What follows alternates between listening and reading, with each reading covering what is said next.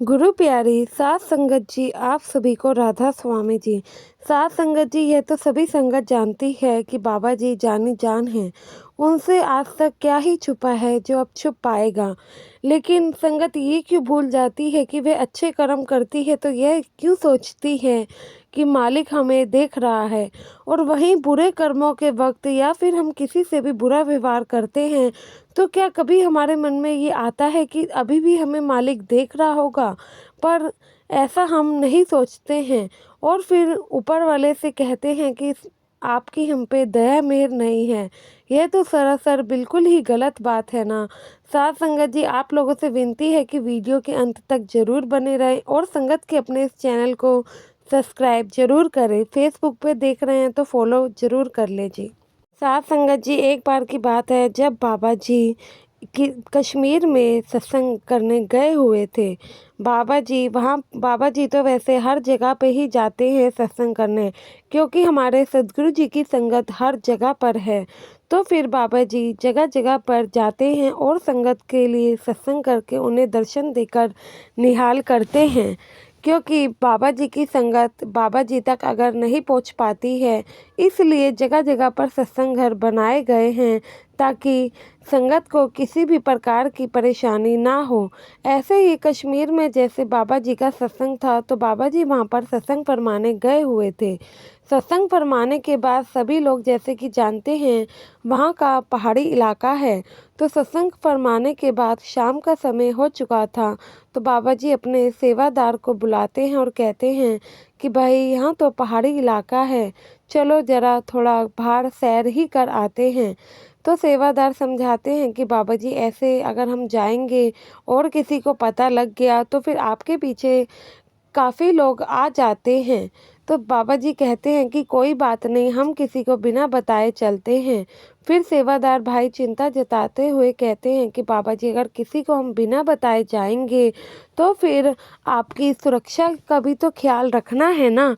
तो फिर बाबा जी कहते हैं बेटा, जो मालिक की मर्जी होती है होता वही है, तुम चिंता मत करो और आओ साथ में चलते हैं। किसी को नहीं बताना है कि हम बाहर सैर के लिए जा रहे हैं।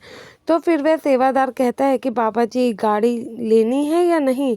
तो बाबा जी कहते हैं कि नहीं, हम बिना ड्राइवर के पैदल ही थोड़ा सैर करके आएंगे। अगर गाड़ी से ही जाना है तो क्या फ़ायदा फिर सैर करने का। तो वह सेवादार बाबा जी की बात मानते हुए बाबा जी के साथ चले जाता है। थोड़े से यह पहाड़ी इलाके में बाबा जी और वह सेवादार पहुंचते ही हैं तो वहां पर एक पार्क आ जाता है। पार्क में बाबा जी और सेवादार सैर कर ही रहे होते हैं। उसके बाद सेवादार कहता है कि बाबा जी अब इससे आगे जाना सही नहीं है। तो बाबा जी कहते हैं क्यों भाई। तो फिर वह सेवादार बताते हैं कि बाबा जी मैं तो यहीं का रहने वाला हूँ, इसलिए आपको कह रहा हूँ कि आगे जाना सही नहीं है। अब इससे अगर हम आगे जाएंगे तो वहाँ पे हमें खतरा हो सकता है, क्योंकि वहाँ पे जो है डाकू वगैरह रहते हैं और छीना झपटी भी हो सकती है। तो इसलिए और हम बिना सुरक्षा के भी आए हैं, तो मुझे नहीं लगता है कि हमें वहाँ जाना चाहिए। तो बाबा जी कहते हैं कि बेटा तुम ज़्यादा ही चिंता कर रहे हो। तो वह सेवादार समझाता है कि नहीं बाबा जी, मैं यहीं का रहने वाला हूँ, इसलिए मुझे यहाँ के इलाकों के बारे में पता है। मालिक ना करे किसी ने अगर हम पर हमला कर दिया, मैं अपनी चिंता तो नहीं करता, फिर आपके मेरे को ज़्यादा चिंता है, इसलिए आगे मत जाइए। तो बाबा जी कहते हैं चलो कोई बात नहीं। इतने में वह सेवादार बाबा जी के लिए पानी लेने चले जाता है। जब सेवादार पानी लेने जाता है तो बाबा जी सैर कर ही रहे होते हैं और बाबा जी को भी पता नहीं लगता है कि कब वह उसी रास्ते से आगे की तरफ पहुंच जाते हैं। थोड़ी सी दूर पहुंचते ही बाबा जी के सामने दो लोग आकर खड़े हो जाते हैं। बाबा जी उनसे बड़ी ही विनम्रता से और प्यार से बात करते हैं, कहते हैं कि भाई तुम कौन हो। तो वह बाबा जी को उल्टा सीधा कहने लगते हैं और छुरी निकाल कर दिखाने लगते हैं। कहते हैं कि आपको नहीं पता ये इलाका कौन सा है और आपने इस इलाके में आने की हिम्मत भी कैसे दिखाई। तो बाबा जी कहते हैं कि भाई मैं वैसे नहीं जानता हूँ ये इलाका कौन सा है। तो वह डाकू बताता है। तो आपको जानना चाहिए था। और भी वह अपशब्द बाबा जी से बोलने लगता है। तो बाबा जी उसे समझाते हुए कहते हैं कि भाई तुम तुम जो ये काम करते हो ये अच्छा नहीं है। ऐसे ही अगर तुम करते रहे तो फिर मालिक को ऊपर जाकर क्या मुँह दिखाओगे। और भी कुछ ऐसी बातें होती हैं जो कि बाबा जी उसको बोल देते हैं। वह बातें सिर्फ वह ही डाकू जानता था। जब वह बाबा जी के मुंह से वह सारी बातें सुनता है, एकदम हैरान और परेशान होने लगता है, बाबा जी की तरफ देखने लगता है और कहता है कि आप हैं कौन जो मेरे बारे में इतनी बातें जानते हैं। तो बाबा जी कहते हैं कि मैं कौन हूँ यह आप लोगों को जानने की ज़रूरत नहीं है, लेकिन यह बात जानने की आपको ज़रूरत ज़रूर है कि जो आप कर रहे हो वह बिल्कुल भी सही नहीं है। ऐसे लोगों को डराकर धमकाकर उनसे छीना झपटी करना बिल्कुल गलत बात है। आप बस अपने कर्म ही खराब कर रहे हो। आगे जाके आपको भी नहीं पता कि आपको कैसे अपने कर्मों का भुगतान करना है।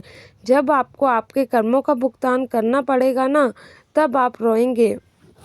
बाबा जी कहते हैं कि बेटा यह सृष्टि तो उस मालिक ने बनाई है।